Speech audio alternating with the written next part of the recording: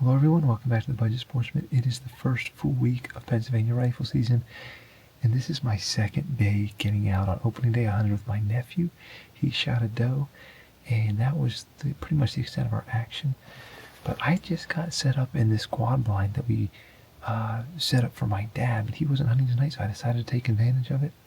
And I've already had an action-packed evening, even though I just set up.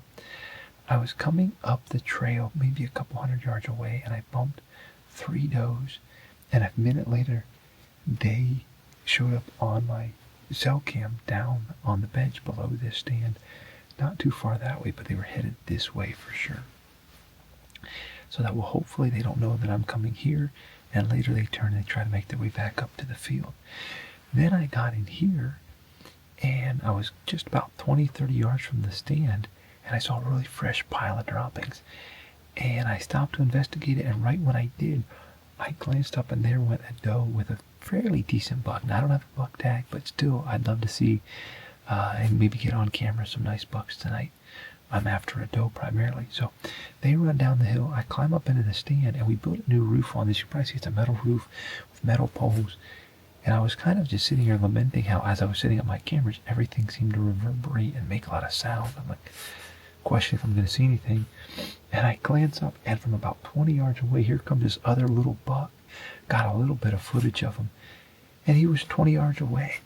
And then he went down the hill the way that other doe and that other buck went. But that's already like 6 deer and 2 bucks just between, just getting out here and getting set up. So I don't know if that means I've bumped all the deer out of here and that's going to be it for the evening, or if that means deer are really on the move and we're going to have an action-packed night. Either way, I've got my rifle here, and if I get an opportunity to do longer range, I'll probably take it with the rifle.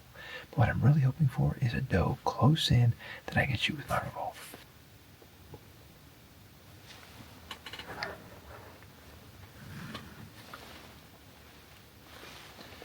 That little buck is back. Can't shoot him, but I'm going to get some footage through the scope.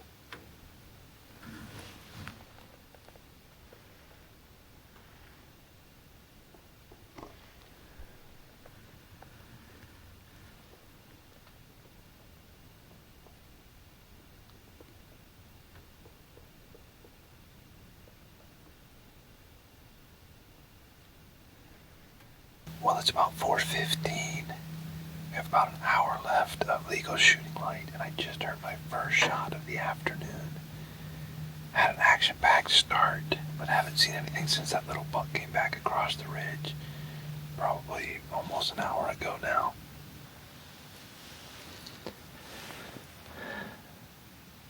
I've got a deer headed up the hill. Man, my heart's pounding. Looks like it might come in revolver range, but it's pretty small.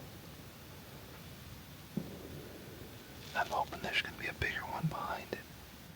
Oh, there's another one. It's a bigger one.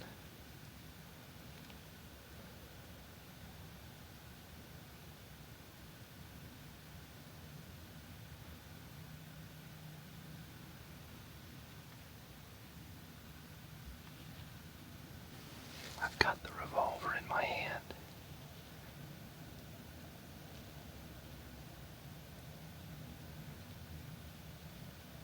But I'm not sure yet if they're going to come into revolver range, or I'm going to switch to the rifle.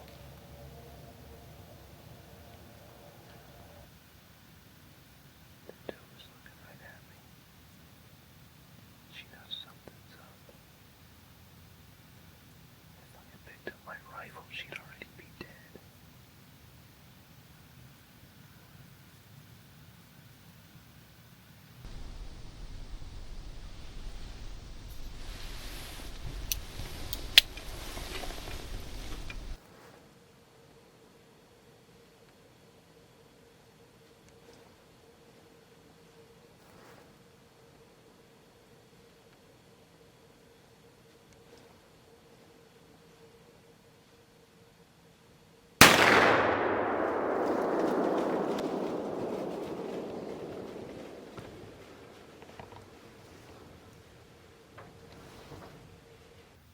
Just put the smack down on a big doe with the 357 revolver.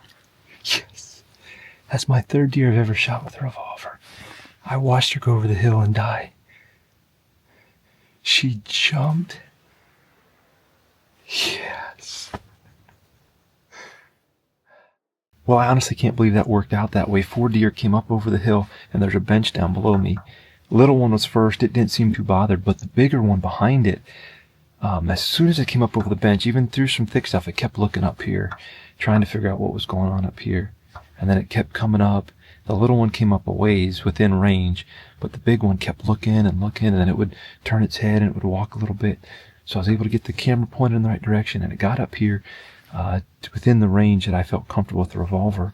I got the camera on it, and I put the revolver on it and rested on the rail of that little blind I'm in here, and the dot was still moving all over the place.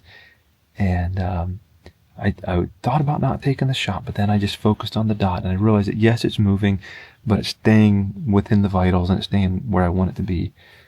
And so I took the shot, and she jumped and she ran down over the hill. But honestly, I'm just surprised that she came close enough to give me a shot with the revolver.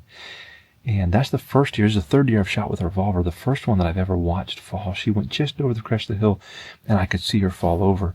I have gotten better ammo since the previous revolver videos I've made. I was using cheap, basically Target ammo, which was a big mistake. This year I'm shooting, it's Underwood ammo, and it is actually a hollow point. I can't remember. I think it's 158 grain, but these are loaded up hot. But that did some damage and dropped her pretty quick. So I'm going to pack my stuff up and go down and get my hands on her. Well, the last time I shot a deer with a revolver, there was snow on the ground, and I heart shot a doe, and there was absolutely zero blood at all. This deer, I saw her fall, but I still wanted to look for a blood trail, and I'm already seeing a blood trail that even a colorblind guy can follow. All right, there she is, right where I saw her fall.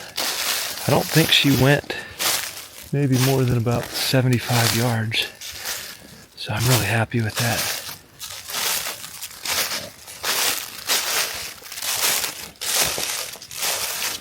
Oh, and a perfect shot right behind the shoulder, too.